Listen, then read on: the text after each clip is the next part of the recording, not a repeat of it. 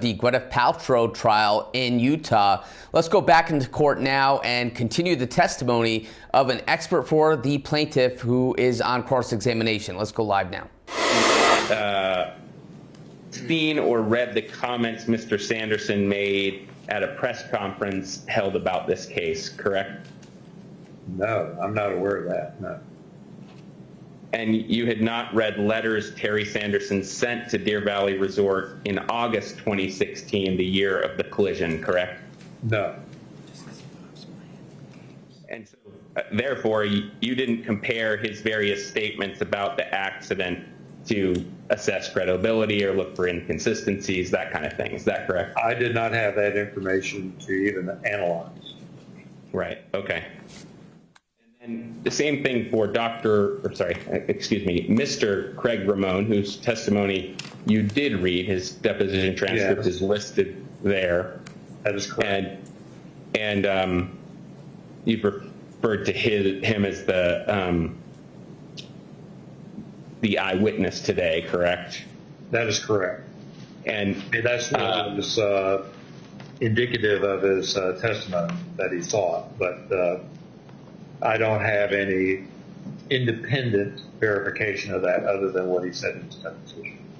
Right. And did you compare the claims that he made in his deposition testimony to claims he made in a prior interview? No. Okay. And then I'm not aware of any prior. Okay. So you didn't do any special evaluation of his credibility. Is that right? I only had his deposition, and that was it. Okay.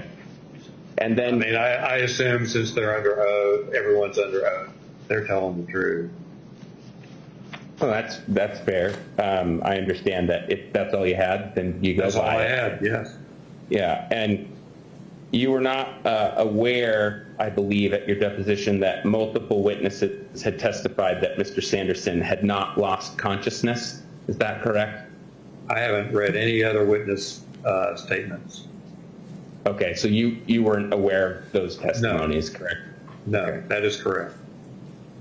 And then I guess at the time of the deposition, you hadn't read any opinions from defendants' experts. Is that correct? That is absolutely correct. They were not available then. Okay.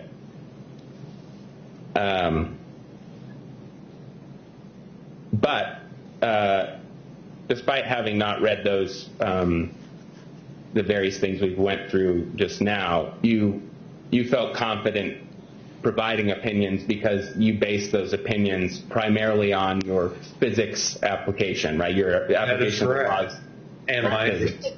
And my understanding. Someone speaking? Yes, doctor, please wait for his whole question to get out. You keep cutting him off. Yeah, I thought his question was over, so yeah. And also, please wait for me to just insert an objection, so a short pause would help. Right, yeah, and I apologize, Dr. Bain. It's probably clear that I'm where I'm going, and it takes me a while to get there, so just I understand. And you're going to have to repeat that question again now. Right. Let's see. Oh, I was saying, despite the fact that you had not read the various things we've just gone over, you felt confident offering opinions about the mechanism of the accident because of your application of the principles of physics, basically. Physics, engineering, from a biomedical standpoint, and understanding the human anatomy. Yes, that would be correct. Right. And the main piece of objective evidence that you're using there to apply the principles of physics to get your answer is the rib images, or that's the fractures that you see in the rib x-ray. Is that right?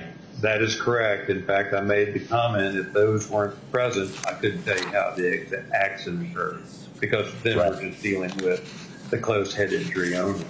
And that could have occurred any number of ways. I see.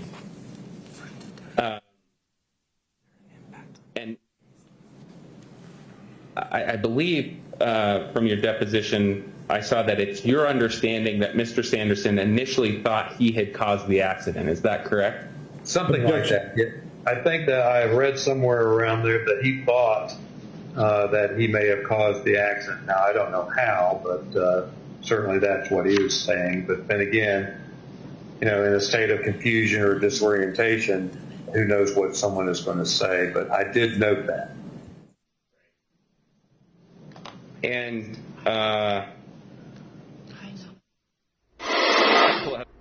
Okay, so let me bring in my guests to talk about what we're seeing here. So continuing on now, the cross-examination of this expert witness for the plaintiff, a neurologist.